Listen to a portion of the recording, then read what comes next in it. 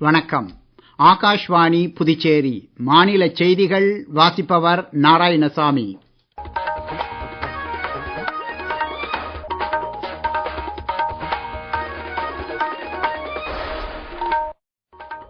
தலைப்புச் செய்திகள். சுயமாக சிந்திப்பதும் அணியாக செயல்படுவதுமே கல்வியின் சரியான அளவீடுகள் என்று குடியரசு துணைத் தலைவர் திரு சி.பி. ராதாகிருஷ்ணன் கூறியுள்ளார். வங்கித்துறையில் மேற்கொள்ள வேண்டிய சீர்திருத்தங்கள் குறித்து ஆராய உயர் அதிகார குழு விரைவில் அமைக்கப்படும் என மத்திய நிதியமைச்சர் திருமதி நிர்மலா சீதாராமன் தெரிவித்துள்ளார்.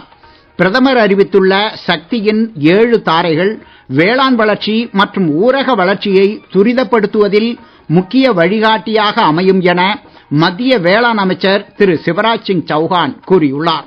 சோலைநகர் அரசு சிபிஎஸ்இ தொடக்கப்பள்ளியில் புதிதாக கட்டப்பட்டுள்ள வகுப்பறைகள் மற்றும் வழிபாட்டு கூடத்தை முதலமைச்சர் திரு ரங்கசாமி இன்று திறந்து வைத்தார். இனி விரிவான செய்திகள். சுயமாக சிந்திப்பதும் அணியாக செயல்படுவதுமே கல்வியின் சரியான அளவீடுகள் என்று குடியரசு துணைத் தலைவர் திரு சி.பி. ராதாகிருஷ்ணன் கூறியுள்ளார். 2020ஆம் ஆண்டு தேசிய கல்விக் கொள்கையில் இந்த அம்சங்களுக்கே முக்கியத்துவம் அளிக்கப்பட்டுள்ளதாக இன்று திருவாரூர் மத்திய பல்கலைக்கழகத்தின் பட்டமளிப்பு விழாவில் பேசுகையில் அவர் கூறினார். 2014ஆம் ஆண்டிற்கு பின்னர் நாட்டில் 16 ஐஐடி, 12 எய்ம்ஸ் உட்பட பல்வேறு உயர்கல்வி நிறுவனங்கள் புதிதாக நிறுவப்பட்டுள்ளதாகவும் உயர்கல்வித்துறையில் இவ்வளவு பெரிய விரிவாக்கத்தை முன் எப்போதும் நாடு கண்டதில்லை என்றும் அவர் குறிப்பிட்டார். பாரதிய ஜனதா கட்சியில் புதிதாக நியமிக்கப்பட்டுள்ள தேசிய நிர்வாகிகளுக்கு பிரதமர் திரு நரேந்திர மோடி வாழ்த்து தெரிவித்துள்ளார். இவர்களின் ஆற்றலும் அமைப்பு சார்ந்த அனுபவமும் கட்சிக்கும் அடித்தட்டு மக்களுக்கும் இடையிலான இணைப்புகளை வலுப்படுத்துவதாக அமையும் என சமூக ஊடக பதிவு ஒன்றில் அவர் கூறியுள்ளார். முன்னதாக பிஜேபி தலைவர் திரு நிதின் நபின் தேசிய அளவிலான கட்சியின் புதிய நிர்வாகிகள் பட்டியலை புதுடில்லியில் இன்று அறிவித்தார். இதன்படி திருமதி வசுந்தரா ராஜே சிந்தியா, திரு ராம் மாதவ், திரு ரேகா வர்மா உட்பட 13 பேர் பாரதிய ஜனதா கட்சியின் தேசிய துணைத் தலைவர்களாக நியமிக்கப்பட்டுள்ளனர். மத்திய அமைச்சர் திரு பியூஷ் கோயல் கட்சியின் தேசிய பொருளாளராகவும், திரு பி.எல். சந்தோஷ் கட்சியின் தேசிய அமைப்புச் செயலாளராகவும் அறிவிக்கப்பட்டுள்ளார். திரு வினோத் தாவ்டே, திரு சுனில் பன்சால், திருமதி ஸ்மிருதி இரானி உட்பட 8 பேர் கட்சியின் தேசிய பொதுச் செயலர்களாக நியமிக்கப்பட்டுள்ளனர். பிஜேபி இளைஞர் அணியின் தலைவராக டாக்டர் ஹேமந்த் ஜோஷி, மகளிர் அணி தலைவராக திருமதி ரூப்குமார் சௌத்ரி, விவசாயிகள் அணி தலைவராக திரு பன்சிலால் குர்ஜார் ஆகியோர் அறிவிக்கப்பட்டுள்ளனர். பீகார் மாநிலம் லக்கிசாராய் மாவட்டத்தில் இன்று கூட்ட நெரிசல் சம்பவத்திலும், மேற்கு வங்க மாநிலம் பீர்பூம் மாவட்டத்தில் உள்ள தாராபீட் பகுதியில் தீ விபத்திலும் பல உயிர்கள் பலியானது குறித்து பிரதமர் திரு நரேந்திர மோடி துயரம் வெளியிட்டுள்ளார். தாராபீட் தீ விபத்தில் உயிரிழந்தவர்களுக்கு பிரதமரின் தேசிய நிவாரண நிதியிலிருந்து தலா 2 லட்சம் ரூபாய் கருணைத் தொகையும், காயமடைந்தவர்களுக்கு தலா 50,000 ரூபாய் உதவியும் அறிவிக்கப்பட்டுள்ளது.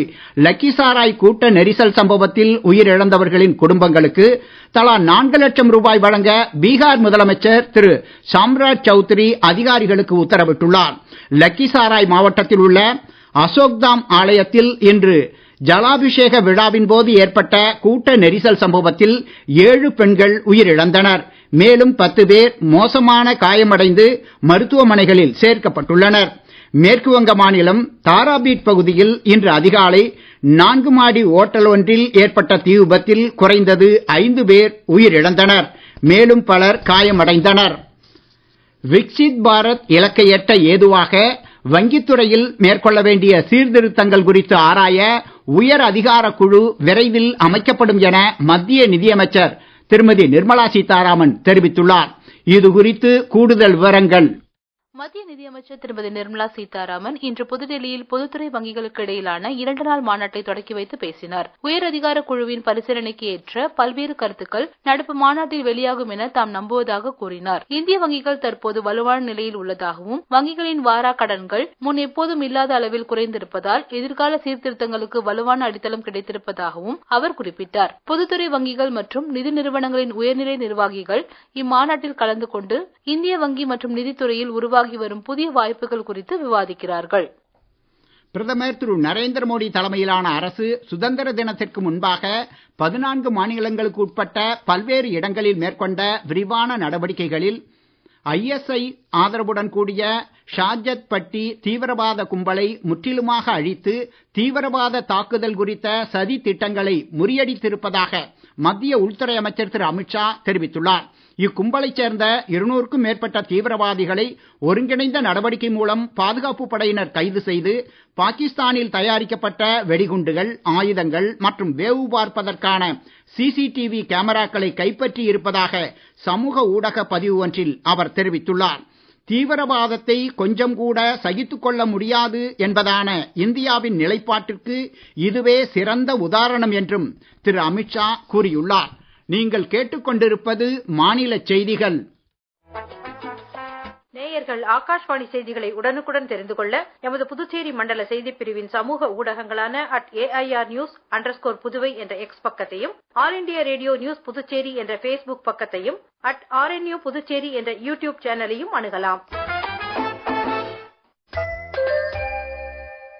செய்திகள் தொடர்கின்றன. பிரதமர் திரு நரேந்திர மோடி சுதந்திர தின உரையில் வெளியிட்ட சக்தியின் 7 தாரைகள் நாட்டின் வேளாண் வளர்ச்சி மற்றும் ஊரக வளர்ச்சியை துரிதப்படுத்துவதில் முக்கிய வழிகாட்டியாக அமையும் என மத்திய வேளாண் அமைச்சர் திரு சிவராஜ் சிங் சௌஹான் கூறியுள்ளார். பிரதமரின் இந்த தொலைநோக்கு பார்வையை மக்களை மையமாக கொண்ட திட்டங்கள், திறம்பட்ட அமலாக்கம் மற்றும் வெளிப்படையான கண்காணிப்பு நடைமுறைகள் மூலம் செயலாக மாற்ற அரசு பாடுபடும் என்றும் அவர் தெரிவித்துள்ளார். இது குறித்து கூடுதல் விவரங்கள். பிரதமர் அறிவித்த சக்தியின் 7 தாரைகளில் வேளாண் துறை மற்றும் உணவு உற்பத்தியை வலுப்படுத்துதல், உலக நெருக்கடிகளால் விவசாயிகளுக்கு பாதிப்பு ஏற்படாத விதத்தில் சலுகை விலையில் உரம் வழங்குதல், உணவு பதனீட்டு துறையின் விரிவாக்கத்திற்கு முன்னுரிமை அளித்தல் உள்ளிட்ட அம்சங்கள் அடங்கும். சக்தியின் 7 தாரைகள் குறித்த உறுதியேற்பு நிகழ்ச்சி மத்திய வேளாண் அமைச்சர் தலைமையில் புதுடில்லி பூசா வளாகத்தில் நாளை நடைபெற உள்ளது. புதிய இலக்குகள் தொடர்பாக பல்வேறு துறையினர் மேற்கொள்ள வேண்டிய நடவடிக்கைகள், லாக்பதி தீதி திட்டத்தின் விரிவாக்கம் மற்றும் விவசாயிகளின் நலன் தொடர்பான பல்வேறு முடிவுகளுக்கு இந்நிகழ்ச்சியின் போது முக்கிய கவனம் செலுத்தப்படும். 2047ஆம் ஆண்டிற்குள் முன்னேறிய நாடாக இந்தியாவை மேம்படுத்துவதில் வேளாண்மை உள்ளிட்ட ஊரகத் துறைகளின் பங்களிப்பை அதிகரிப்பது குறித்த இந்நிகழ்ச்சியில் முற்போக்கு விவசாயிகள், லட்சாதிபதி சகோதரிகள் மற்றும் வேளாண் பதனீட்டு பொருட்களின் ஏற்றுமதியாளர்கள் பங்கேற்க உள்ளனர். புதுச்சேரியில் சோலைநகர் அரசு CBSE தொடக்கப்பள்ளியில் புதிதாக கட்டப்பட்டுள்ள வகுப்பறைகள் மற்றும் வழிபாட்டு கூடத்தை முதலமைச்சர் திரு ரங்கசாமி தொடக்கி வைத்தார். அரசு பள்ளி மாணவர்கள் நன்கு படித்து வாழ்வில் உயர வேண்டும் என்றும் இதற்கு வழிகாட்டியாக ஆசிரியர்கள் செயல்பட வேண்டும் என்றும் கேட்டுக் கொண்டார். கல்வி அமைச்சர் திரு நமச்சிவாயம், சட்டமன்ற உறுப்பினர் திரு வையாபுரி மணிகண்டன் ஆகியோர் இந்நிகழ்ச்சியில் கலந்து கொண்டனர். திரு நமச்சிவாயம் இன்று பாரதிதாசன் மகளிர் கல்லூரியில் நடைபெற்ற நிகழ்ச்சியிலும் கலந்து கொண்டு சென்டாக் மாணவர் சேர்க்கைக்கான ஒருங்கிணைந்த சான்றிதழ்களை வழங்கினார். புதுச்சேரியில் கல்லூரி மாணவ மாணவிகளுக்கும் சிறப்பு பேருந்து இயக்கப்படும் என அவர் தெரிவித்தார். சட்டமன்ற உறுப்பினர் திரு வையாபுரி மணிகண்டன் உள்ளிட்டோர் இதில் கலந்து கொண்டனர். காரைக்கால் மாவட்ட ஆட்சியர் அலுவலகத்தில் நாளை 18ஆம் தேதி நடைபெறுவதாக இருந்த பொதுமக்கள் குறைதீர்ப்பு முகாம் வரும் 20ஆம் தேதி வியாழக்கிழமைக்கு ஒத்திவைக்கப்பட்டுள்ளது. நிர்வாக காரணங்களால் இவ்வாறு முடிவு செய்யப்பட்டுள்ளதாக காரைக்கால் மாவட்ட நிர்வாகம் தெரிவித்துள்ளது. இன்று மேற்கு தொடர்ச்சி மலை மாவட்டங்கள், வட கடலோர தமிழகத்தின் ஒரு சில இடங்கள் மற்றும் புதுச்சேரி காரைக்கால் பகுதிகளில் பலத்த காற்றுடன் கூடிய மிதமான மழைக்கு வாய்ப்பு இருப்பதாக சென்னை வானிலை ஆய்வு மையம் தெரிவித்துள்ளது.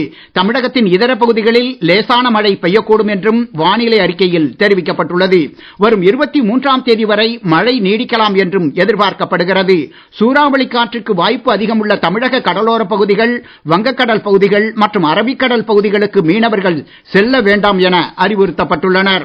இதற்கிடையே கடந்த 24 மணி நேரத்தில் அதிகபட்சமாக குமரி மாவட்டம் தர்மபுரத்தில் 4 சென்டிமீட்டர் மழை பதிவாகி உள்ளது. ஆடவர் கிரிக்கெட்டில் இலங்கை இந்திய அணிகளுக்கு இடையே இலங்கையின் கல்லே நகரில் நடைபெறும் முதலாவது டெஸ்ட் போட்டியின் 3ஆம் நாளான இன்று இலங்கை அணி 284 ரன்னுக்கு முதல் இன்னிங்ஸ் ஆட்டத்தை இழந்த நிலையில் மழை வாய்ப்புகளை கருத்தில் கொண்டு குறிப்பிட்ட நேரத்திற்கு சற்று முன்பாகவே இன்றைய ஆட்டம் முடித்துக் கொள்ளப்பட்டது. முன்னதாக இந்திய அணி 462 ரன்னுக்கு தனது முதல் இன்னிங்ஸ் ஆட்டத்தை இழந்தது. மீண்டும் தலைப்புச் செய்திகள். சுயமாக சிந்திப்பதும் அணியாக செயல்படுவதுமே கல்வியின் சரியான அளவீடுகள் என்று குடியரசு துணைத் தலைவர் திரு CP ராதாகிருஷ்ணன் கூறியுள்ளார். வங்கித்துறையில் மேற்கொள்ள வேண்டிய சீர்திருத்தங்கள் குறித்து ஆராய உயர் அதிகார குழு விரைவில் அமைக்கப்படும் என மத்திய நிதியமைச்சர் திருமதி நிர்மலா சீதாராமன் தெரிவித்துள்ளார். பிரதமர் அறிவித்துள்ள சக்தியின் 7 தாரைகள் வேளாண் வளர்ச்சி மற்றும் ஊரக வளர்ச்சியை துரிதப்படுத்துவதில் முக்கிய வழிகாட்டியாக அமையும் என மத்திய வேளாண் அமைச்சர் திரு சிவராஜ் சிங் சௌஹான் கூறியுள்ளார். சோலைநகர் அரசு சிபிஎஸ்இ தொடக்கப்பள்ளியில் புதிதாக கட்டப்பட்டுள்ள வகுப்பறைகள் மற்றும் வழிபாட்டு கூடத்தை முதலமைச்சர் திரு ரங்கசாமி இன்று திறந்து வைத்தார். இத்துடன் இந்த செய்தி அறிக்கை நிறைவு பெறுகிறது.